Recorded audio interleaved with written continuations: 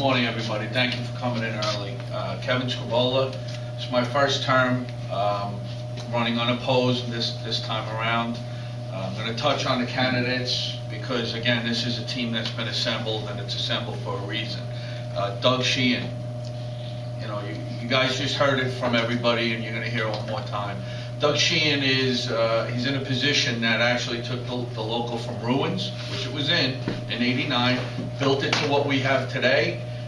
And anyone that would run for that position, you can't step into a position like that. I think everyone here has the common sense to understand that when you're dealing with the locals' funds, a guy that's doing the job for 22 years, that's who you want doing the job. It's not someone that can walk in off the street and protect the funds the way Doug does.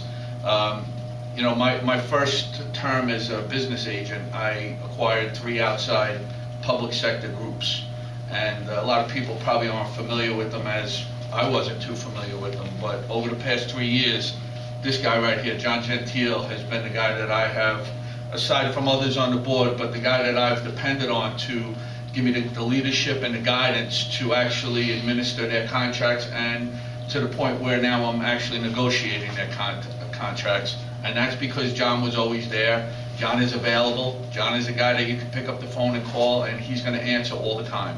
That, to me, is the most important thing, because as Anthony said, the buck stops with me. And if I can't get it done as a business agent, the next guy in line has to be the guy that's available. And I know John's going to be available. So, you know, that's one vote that we really need you to give your consideration to.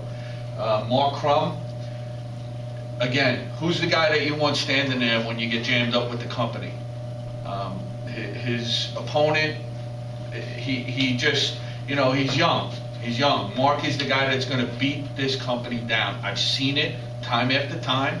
And, you know, he comes out with favorable decisions 10 times out of 10, I think undefeated is what we've been coining the phrase. Not quite undefeated in my history, but close. Pretty close.